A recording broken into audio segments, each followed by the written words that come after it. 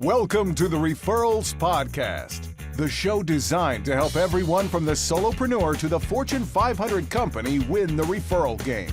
If you want to build a company with an army of ambassadors and raving fans who speak highly of you and refer you willingly, you are in the right place. And now, here is your host, Michael J. Maher. Hey, everybody, this is Michael J. Maher with another episode of Referrals Podcast. You, the listeners, get the first shout out. I love you. I appreciate you so much. You have been generous enough to download, refer, rate this podcast to top 100 status. Are you kidding me? We're talking about referrals. We're not talking about self-improvement or love life or sex or any of these other things. We're talking about referrals.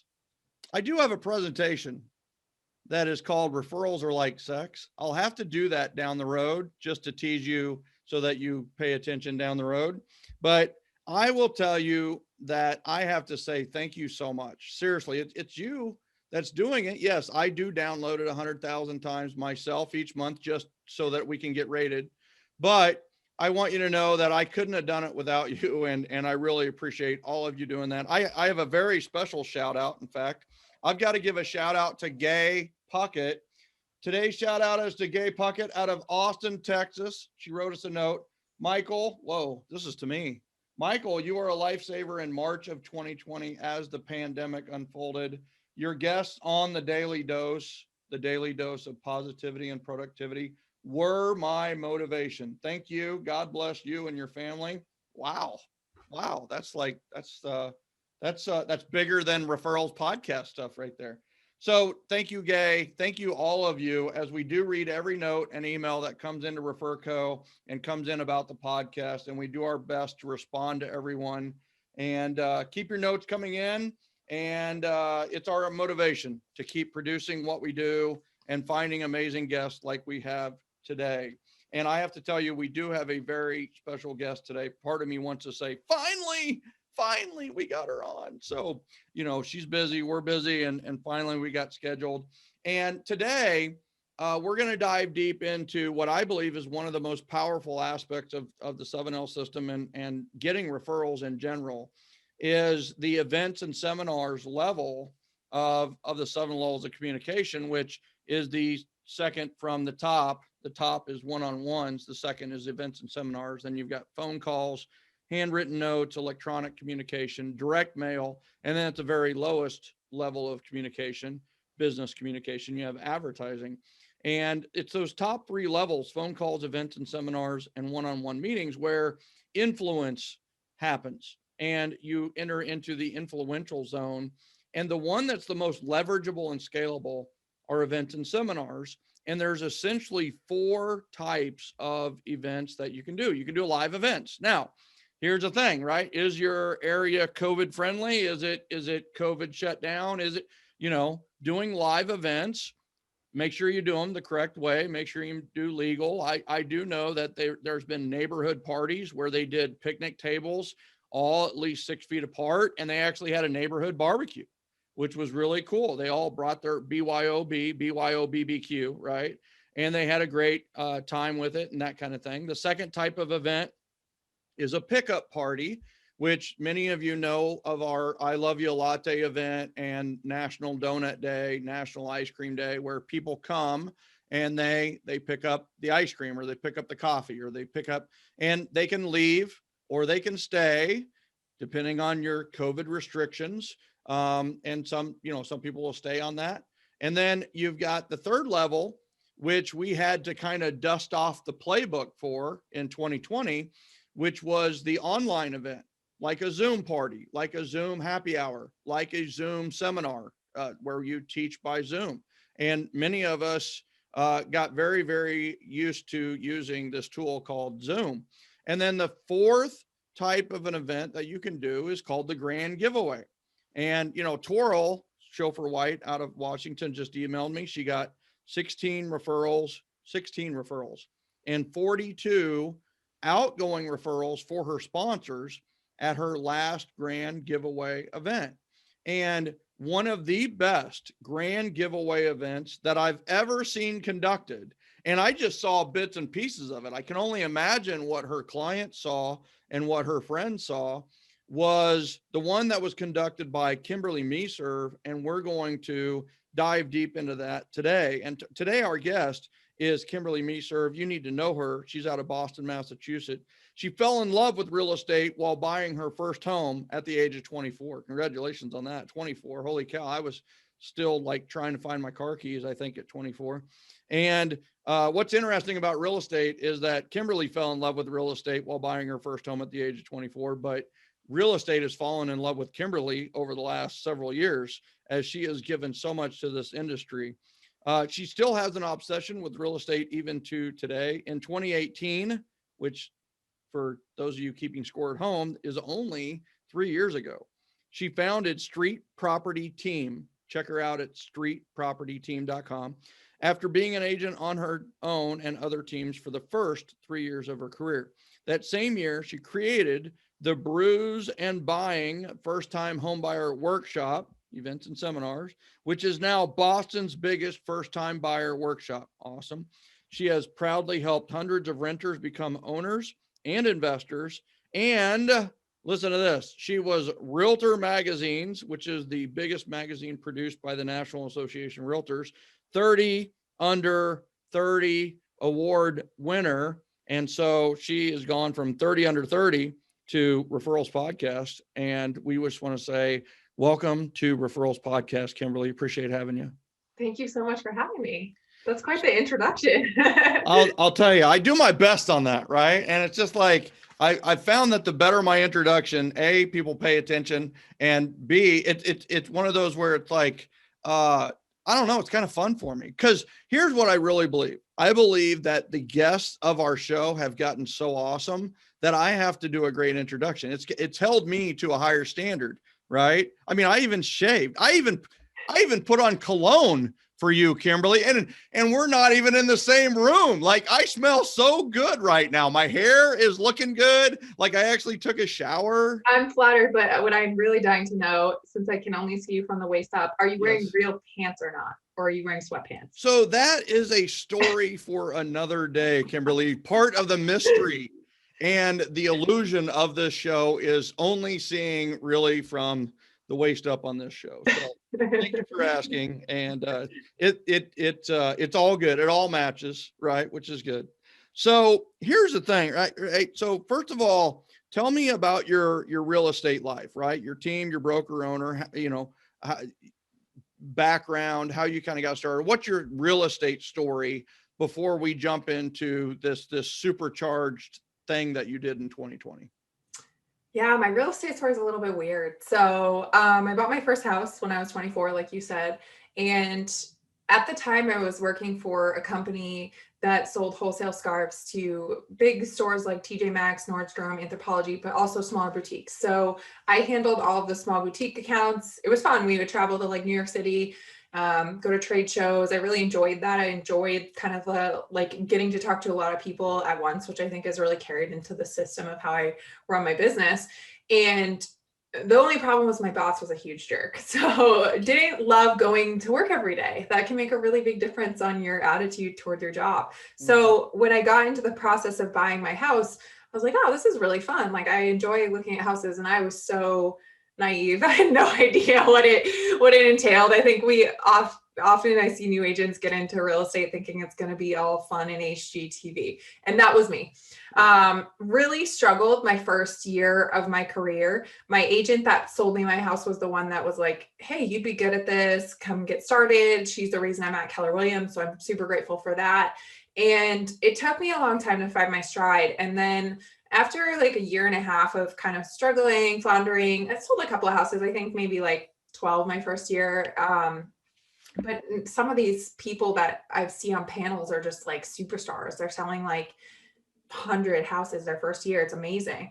I made the decision in November of 2017 to move to the North Shore of Boston. It was just kind of a moment of looking at my life and realizing that I had always lived kind of within 45 minutes to an hour of where I grew up. I went to college not too far from there. And I was like, you know what? If I'm going to try something new, now's the time. It's just me and my dog. Don't have a husband, no kids. Like, this is really the time to take advantage of that. So I got my license in Massachusetts and moved to the North Shore of Massachusetts, joined a team.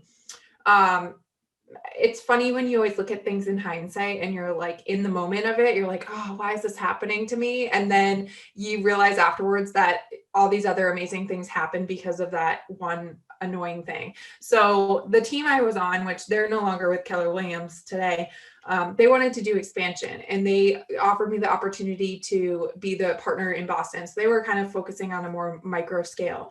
And over the 9 months that I had lived in Boston, Salem, the only friends that I had made were in Boston. So I was like, oh, this is great. Like, I'll move.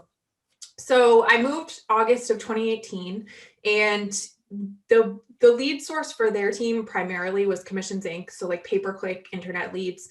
And a lot of those can take 6 months, 12 months before they really turn into anything. And so the deal that I made with my rainmaker was, he said, hey, we'll pay for leads, but you're going to have to figure out some of your own immediate business because you still need to make money.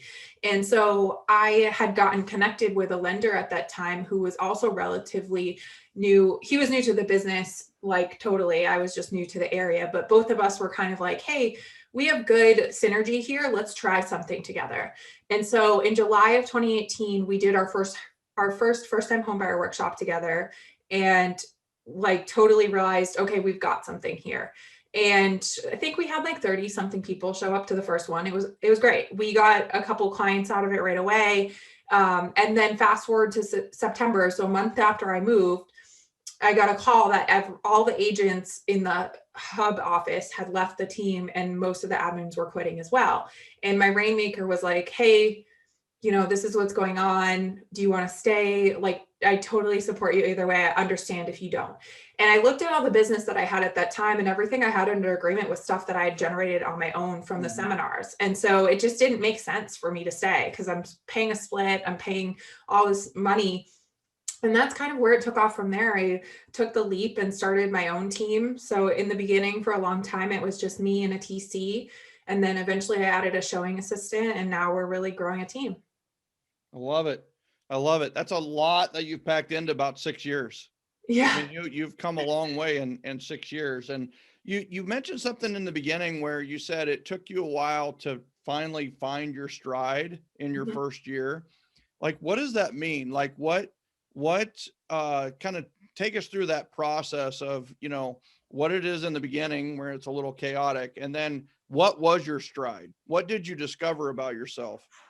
Yeah, I think a couple of things. I'm a very education-based person, and that's what I've loved about the Keller Williams community. And this isn't a plug for Keller Williams. I think that brokerages have different values that they can provide based on what you need. But I was able to look at people that were doing different things and, okay, cool. Like, that person's having success with that. That person's having success with that. And often I'll get asked, what is your advice for a new agent? And this is what I wish I had known as a new agent is, don't try to do everything.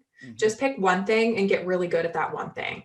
And I think the mistake I made was, oh, I'm going to call some for sale by owners. Oh, I'm going to call some expireds. I'm going to try door knocking. I kind of tried all the things, but I never gave any of those one things enough focus or time for it to really turn into anything.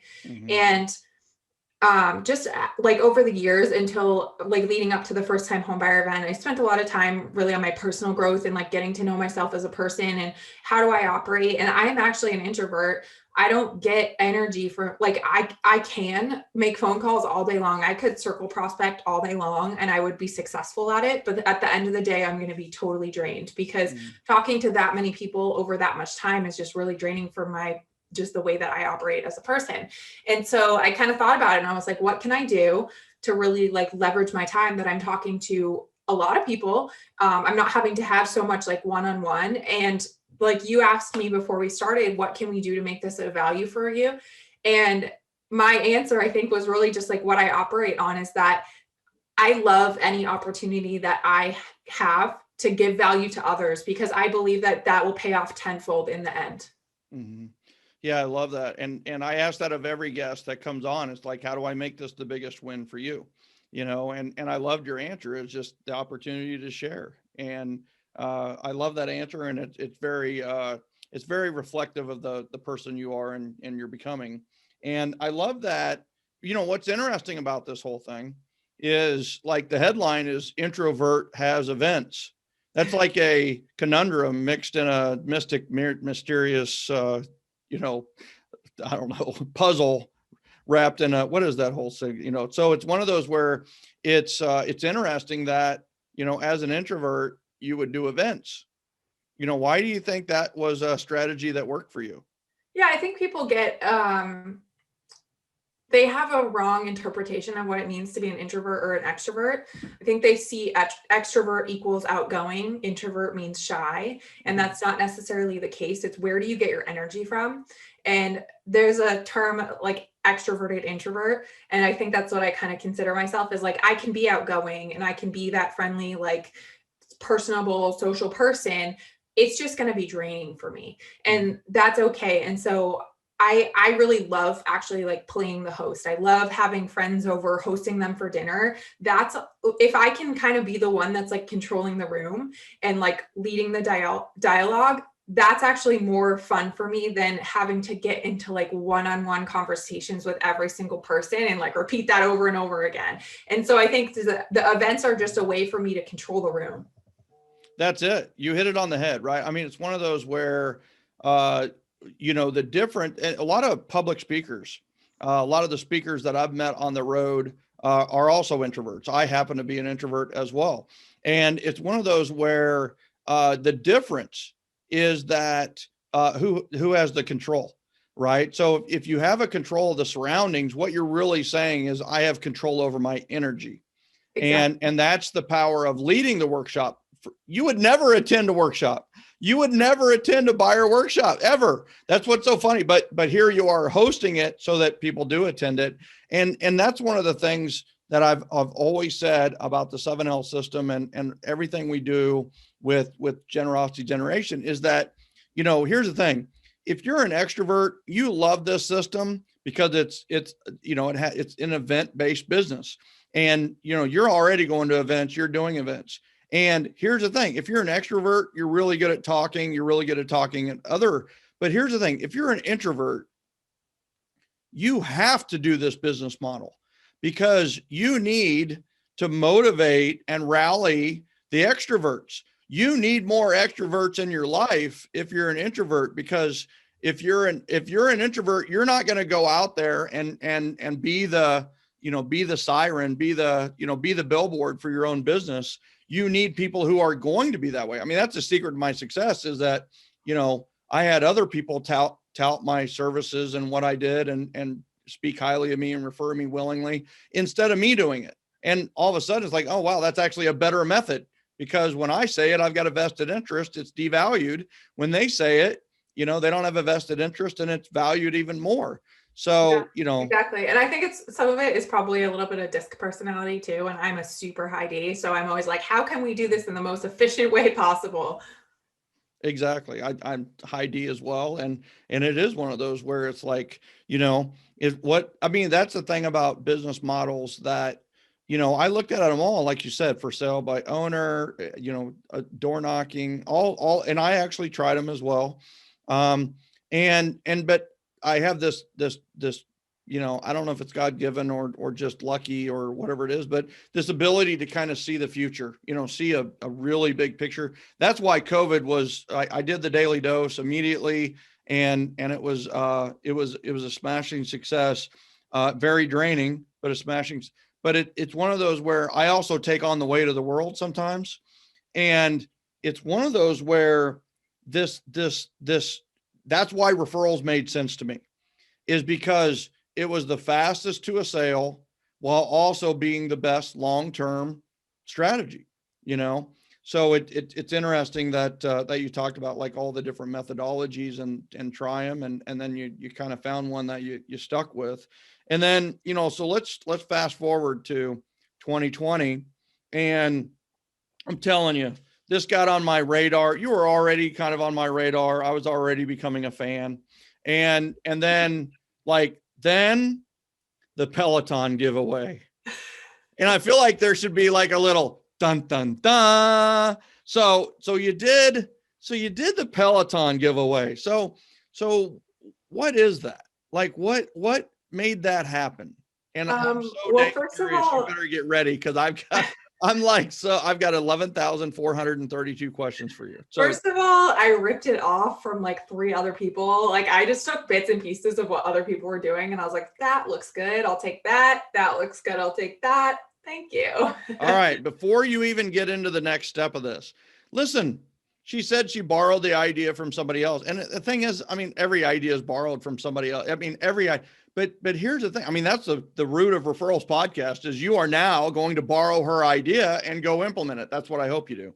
But it's one of those where like, I love that. Like that's the juice. But here's what I want everybody to note about this is sometimes you're like, well, I can't really do that event in my area, because I heard somebody else was doing an event like that. Nobody cares. Like the only person I've ever known to do a Peloton giveaway is Kimberlee Meserve. I mean, like me, right? Now I've got my ears open and my eyes peeled and I'm looking for stuff all the time. And so your sphere doesn't care. The people you don't know or the people that you know don't know what all those other people are doing. Just because you know it doesn't mean they know it. So just do it. Just have your event, run it the best you can, and do it your way.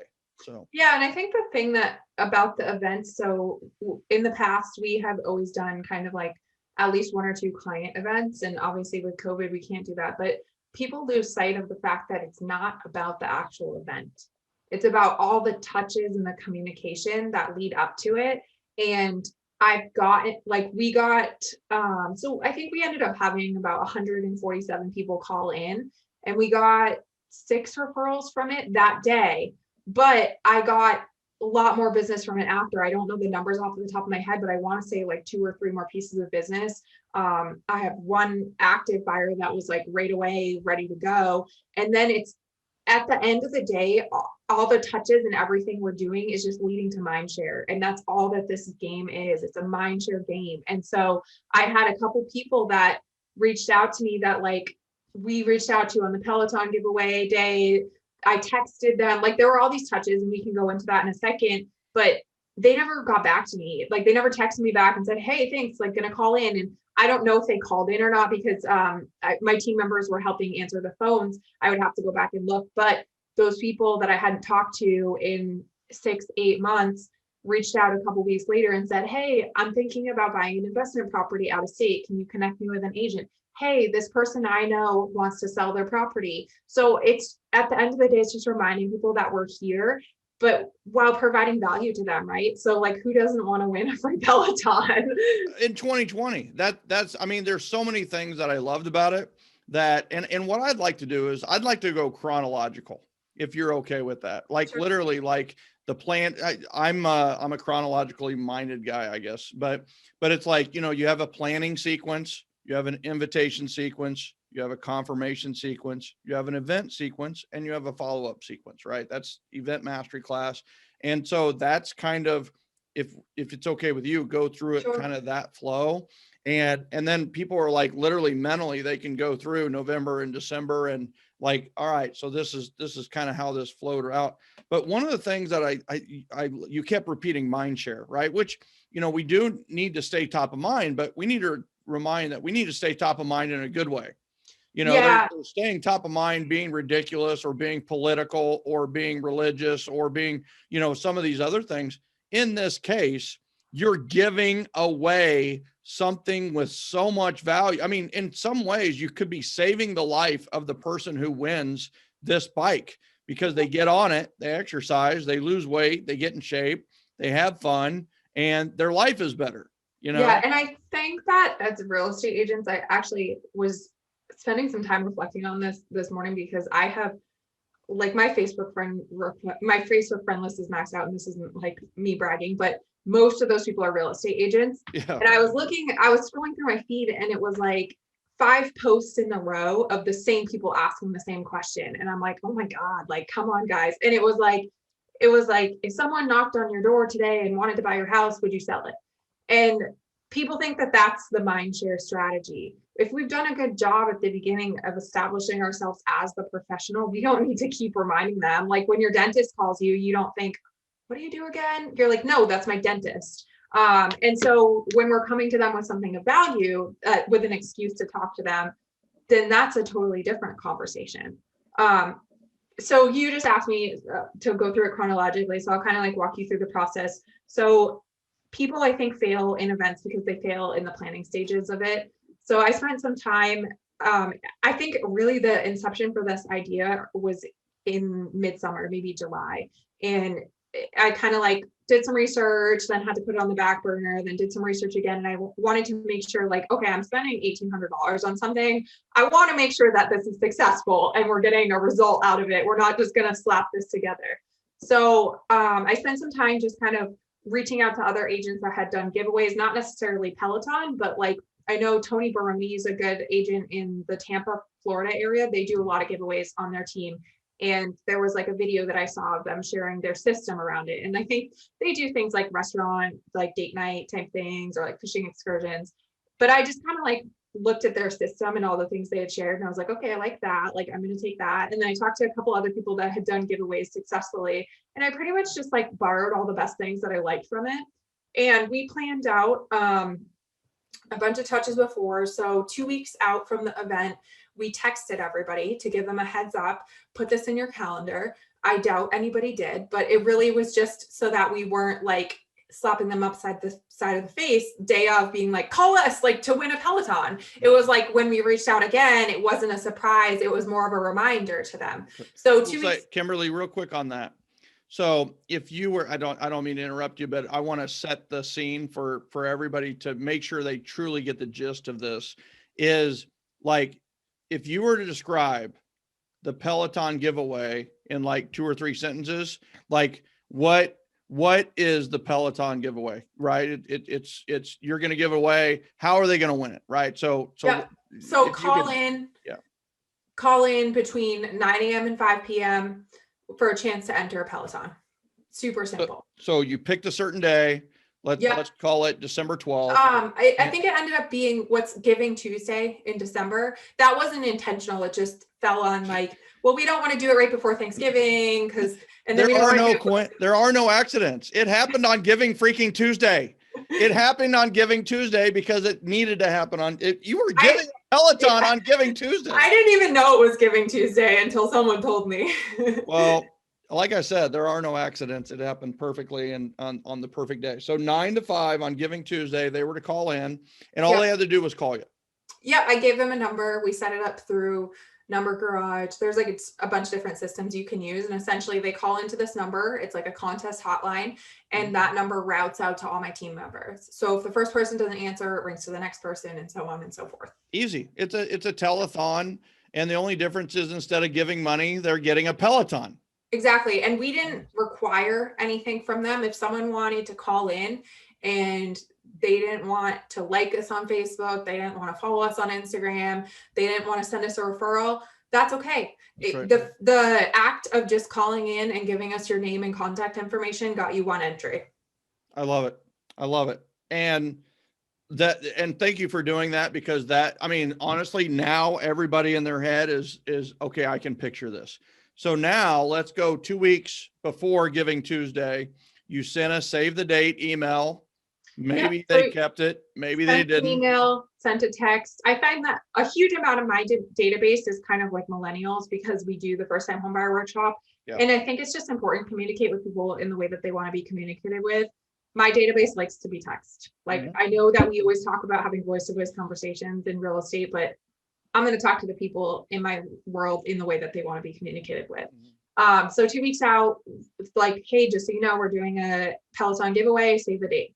And then the day of, what I did, and you could do this through a mass text, but it's going to totally bombard you.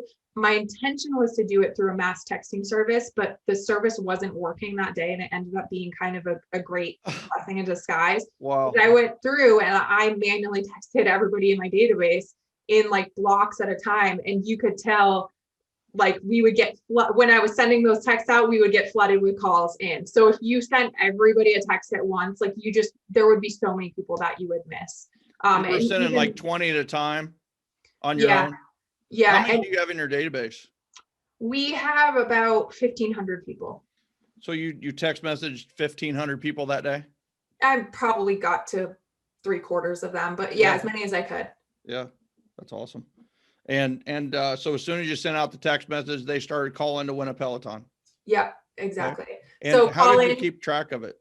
Yep. So what we did was we created a Google form that collected their name, phone number, contact information, like all the basic contact info. So I gave all my team members a script of what to say when they call in. And it was like, okay, for one entry, we just collect your contact information. If you want to win additional entries, and we had like a great way of phrasing it, I'd be happy to share the script with you if you want to put it into like the show notes.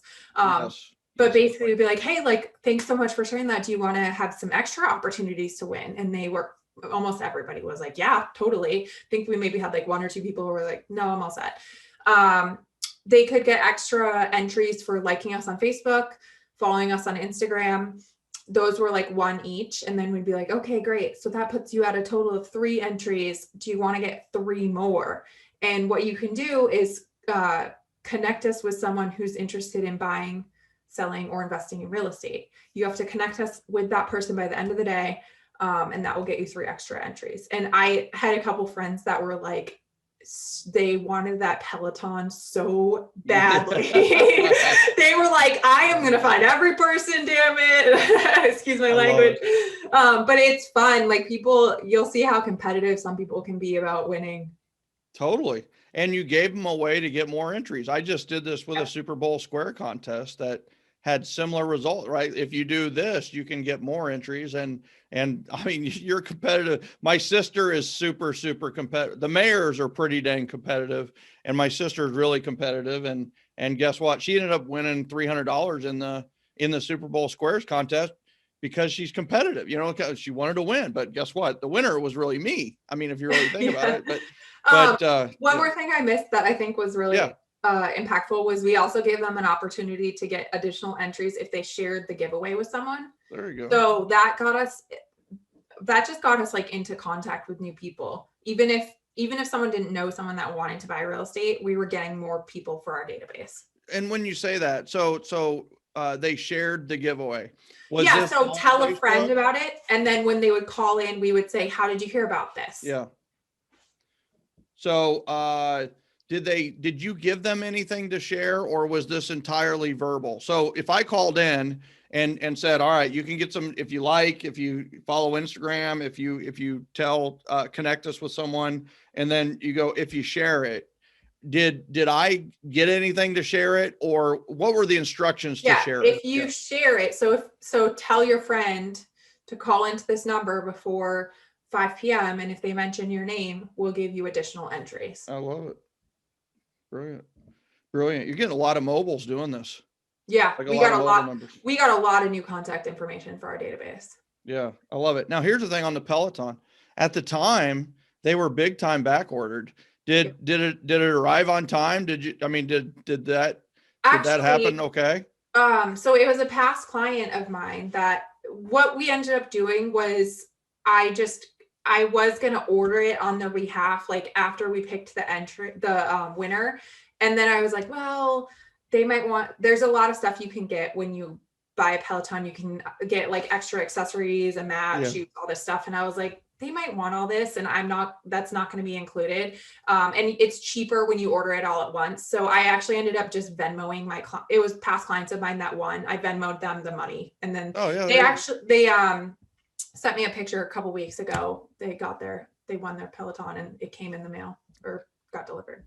So the clients text message you a picture of the Peloton that they won, right? And you're in communications. I'm guessing they probably shared it on Facebook and will continue to share it. Hopefully they'll use it, and then they're going to share their weight loss story and how this all, it all just kind of rolls beautifully. And I love, we talk about like the grand giveaway something that is somewhat luxurious, that is really cool, but they'd never buy it for themselves. Exactly. Big thing for a long time was the Yeti cooler. And it was one of those, it's like an expensive cooler, and people are like, well, I don't really need an expensive cooler. And I have to tell you, I have a story about that, but I'm going to make it really short. Is I remember being at a baseball game and I never thought the Yeti cooler was anything. Like we have 7 coolers. We just pick one. Well, I got one as a gift and I was at the game and I remember like opening it up and I went to grab a Monster. I like Monster drink. And it was almost frozen. And I was like, oh, that feels different. And then I opened it and I took a drink and it had that, like it had some zip to it, a little extra zip. And I was like, did the cooler do that? Like it was just like, it's like, that's the only cooler I have now. I mean, that's the one that I use in the back of the car and we take it with us everywhere. So, Yeti cooler, big screen TV, those who've been following me for 20 years, I've given away probably 500 big screen TVs and that's got a lot of pizzazz to it. But the Peloton was so necessary and so perfect for 2020 because we couldn't go to the gym. We couldn't go to the YMCA. We couldn't, and the weather in some cases, we couldn't even bike right outside.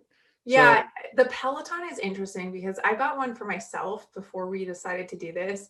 And it was really like, yeah, I'm going to get this because like winter's coming in Boston. It's going to snow. We're not going to want to take as many walks outside. It's a cult. It's really a cult. Like the first time I wrote it, I was like, oh my gosh, like this is something unique. And I have to tell you, we got to watch the word of the cult because I actually do have a lady that's coming on the podcast later who is literally, she was in a cult and then got out, escaped and is a huge business success now. But I totally know what you're talking about there. I mean, I'm in part of these football things and like, they're like, it's like, whoa, you guys are really serious about this. Well, I think it's like not only, I think the whole premise behind the brand is just fascinating because not only are you building something that the way that they like the instructors, everything is so well done, you're also building it around something that gets people's endorphins pumping and then just makes them happier in general. And they're associating that happiness with your product. Yeah. At least it's not like cocaine, right? Yeah. I mean, at least it's exercise. I mean, the way to liken it is it's a really great combination of the stationary bike and video games. That's really right. Video games kind of spark the dopamine in the brain and the Peloton kind of taps into that a little bit because, the instructors are real, but it's like the scenario is very virtual. So, I love it. And I love the whole thing. And how many touches did you make between 2 weeks out, save the date, and the day of the event? So, and there's also some after event ones as well. But before it was an email 2 weeks out, a text message 2 weeks out, then day of there was an email, maybe the night before, don't forget tomorrow, call in, there was an email, and then texting people the day of. So there was 4 touches leading up to the event, and then the opportunity to speak voice to voice with them on the day of the event. So now we're at the end of the day on the event, there's 5 touches all together. No social media?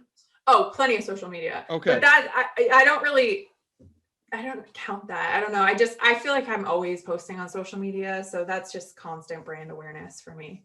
Well, it still touches. I mean, tons of touches. I mean, something goes viral, that could be 1 million touches, and I'm guessing that this obviously went somewhat viral because I'm not sure if we're friends on Facebook, but I definitely got wind of this. Like I definitely noticed and was part of the social media swirl, around this event. So that's there's nothing like a touch that you don't have to do anything for. Those are the best touches ever. Yeah.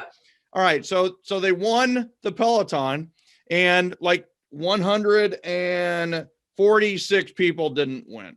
They're all losers. Well, everybody was winners because what I decided the day of, we're really big with giving back to the community. And so the day of, I decided okay, I didn't know when we planned all this out that it was Giving Tuesday. And then I found out like the day before from one of my team members, and I was like, okay, how can we give back through this? Because that's what I really care about. And so we donated $1 for every person that called in to the Greater Boston Food Bank, and my lender matched that. So we ended up donating about $500 to the food bank. And I actually had agents that are like referral partners of me. They were like, hey, I know like you probably don't want me entering to win your Peloton, but can I donate money to your cause? Which I love. Like that was really the win for all of it. So even though they didn't win the Peloton, they were still giving back to the community, and that's a huge win in my mind. And then the day after, so we kind of did a lot of like, I'd like to do Instagram stories, Facebook stories, like, hey, we're at this, hyping it up along the way. And then I let everybody know when it was going to be, the winner was going to be announced. So we did a big Facebook Live drawing at noon the following day. So they didn't know who had won it yet? No, we drew it live, and there's like free things where you can just put people's names in. And so we put a spreadsheet and then put people's names in like multiple times if they had multiple entries. Yeah. And it created this like cool wheel thing, and you just click it and it spins and then picks a person. Yeah, I did it. I used that system for, what's the name of the system that you used on that? I used it for the Super Bowl square contest, but I can't remember the name of it. Yeah, I think that there's tons of free options like that. I think I just Googled like free prize winner picker or something. Yeah, it's like wheel something. Yeah. Anyway, so I apologize. We'll put that in the show notes. One of those links to how to do that. It's a really cool system. I will tell you, with the Super Bowl square contest, it's a little bit hard to make that random. And this wheel thing, like when I looked at the board, it was totally random. It was like, okay, that feels right, instead of having one person with all the sixes, so, all right. So you did so tell me about the Facebook Live. You went Facebook Live on your own personal page. Yes. On our business page. On your business page. The day before, we had been getting people to like it. Yep. Through giving them additional entries. And then we did the Facebook Live on the business page. And I basically was like, thank you so much. Like, this is how much money we raised. I appreciate everybody. We had a lot of people watching the video live. And then I just switched the camera around so they could see the screen, and I drew the winner right then. So everybody saw it. I love it.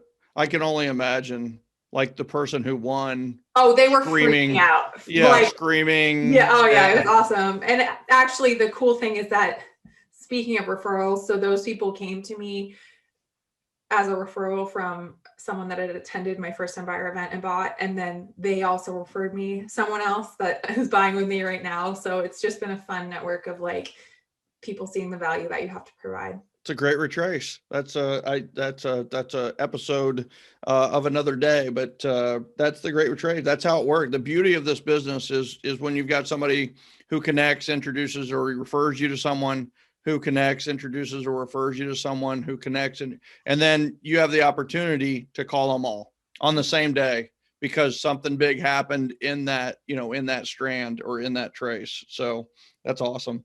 And we'd love the scripts that you were talking about. That'd be a great value add, Kimberlee. Yeah, really appreciate that. And I was going to ask you about charities and sponsors, and you really kind of answered that with the charity, the Greater Boston Food Bank that you donated to, and then the sponsor. The lender kicked in half for the Greater Boston Food Bank. Were there any other sponsors involved in this grand giveaway? There wasn't, but this was kind of the first one we did. My overall expenses were drastically lower for 2020 because we took our first time buyer events from being in person to being virtual, which cut down the venue expense. And so I kind of was like, all right, well, saved a lot of money here. I don't mind just spending a little bit of money if it means that I'm going to get like $1,800 to get 7 referrals that day or 6 referrals that day, and then a bunch more. Like my average commission is like $15,000. So it's an investment that's worth it to me all day long. But I think the next one we would definitely, after doing the first one, kind of figuring out the system, we would have maybe my attorney and my lender kick in on it a little bit to sponsor. Yeah, I love it. Are you open to talking about your first time home buyer seminar at a future referrals podcast? Would you be open I would be happy to going in? I love that. I know we're going to have questions about it, and the best way to kind of solve those is just have an episode, and we talk about it, and we go deep into the success that you've had with that. And I love that. And, just overall with, I mean, if you had to describe the Peloton giveaway, or just kind of give your thoughts.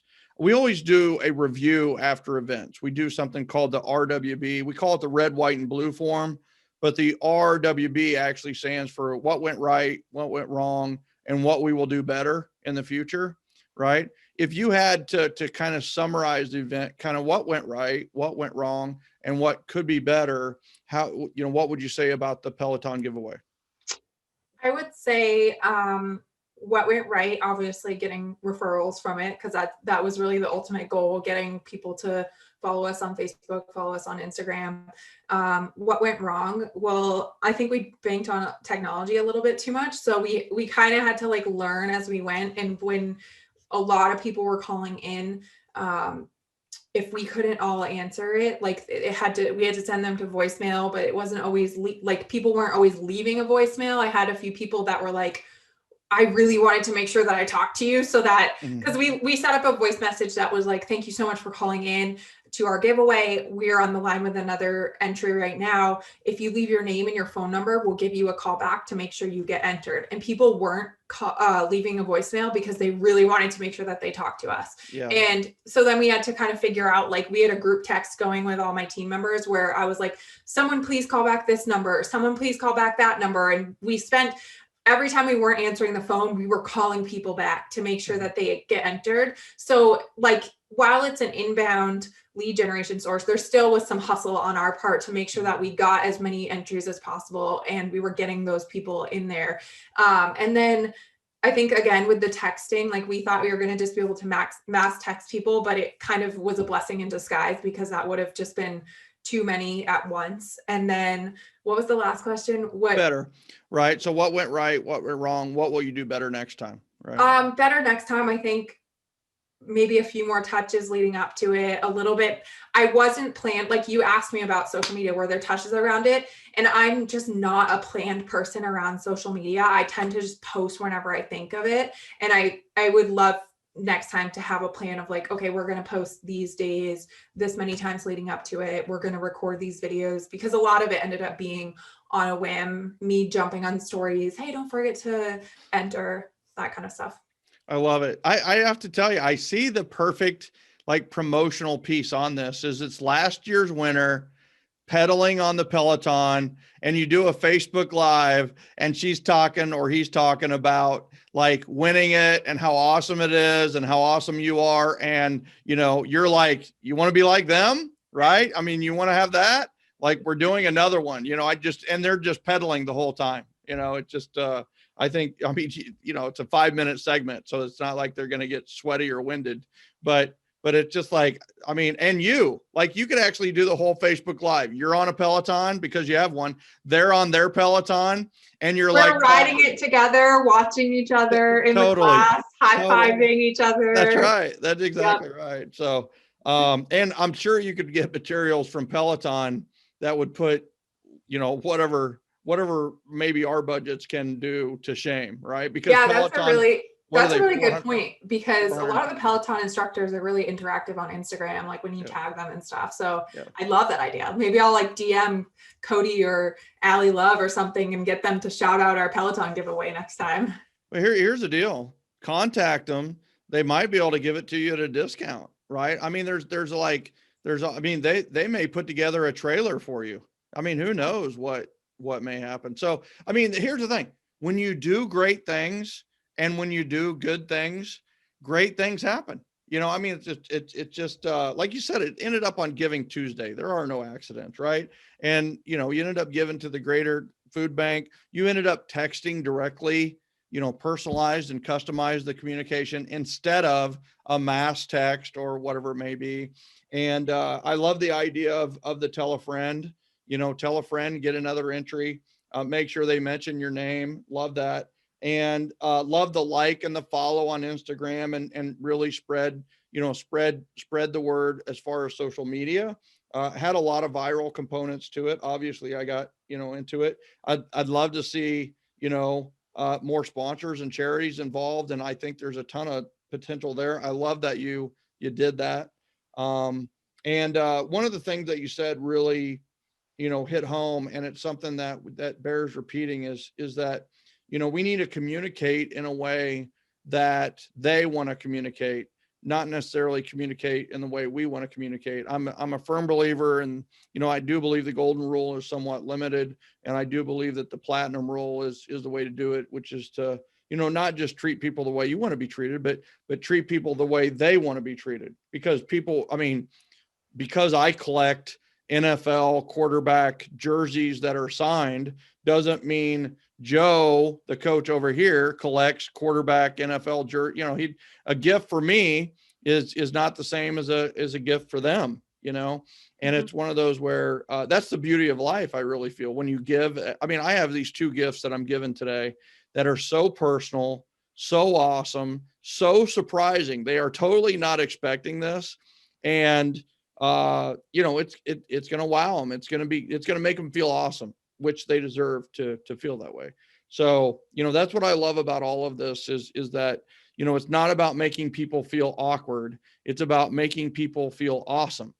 And that's the whole methodology. That's the Peloton giveaway made a lot of people feel awesome. And it was just really well orchestrated and conducted, and your intentions were in the right place. Your heart was in the right place, as always. And man, I just really appreciate your time to come on and share the secrets to your success. Yeah, thank you so much for having me. I appreciate it, and it was a fun conversation. Awesome. For those of you that listened and were here the whole time, you're awesome. How could you leave? If you're coming back and listening to this again later, it's like, how did you leave the first time? I don't understand how you did that. But here's the thing that I want you to know. First of all, she's kind enough to give us the scripts and some of the information around this event. Do us a favor, go to referralspodcast.com, download that. And I think one of the biggest things that we all get from this is that, oh my gosh, see a need in the marketplace, see a way to give something away, do a grand giveaway. And it doesn't matter. There's going to be things that go wrong. There's always things that's going to go wrong. But remember that imperfect action is always better than perfect inaction. And that this also is going to give you an opportunity to communicate in a way that your sphere wants you to communicate with them. You're going to learn a lot, but in the end, you're going to find the same thing that Kimberlee did, which is you're going to get referrals. 10 times 100 or 10 times 15,000. I can do that math very quickly. That's $150,000 in expected income revenue from, an $1,800 investment, and a lot of fun. Right. So did it feel good doing it? It did. It was great to just have an excuse to reconnect with people. Exactly. That's what the event does. It's just a great reason, a great excuse to communicate with your sphere. So I love it. Kimberlee, once again, thank you so much for being a guest on Referrals Podcast. I really appreciate you. Thank you for having me. Everybody tune in next time. You're going to want to be here for sure. I'm not going to do the Referrals Are Like Sex presentation next time, but I promise I will do it down the road. And I will tell you that you will not want to miss that one, but you will not want to miss our next episode. Make sure you check it out. Thank you everybody for tuning in. Whether you tuned in through iTunes, Google Play, Stitcher, or even on YouTube, or any of the other ways that we produce this. I just want to say thank you so much for being here with us on Referrals Podcast. We will see you next time. Thanks, everybody.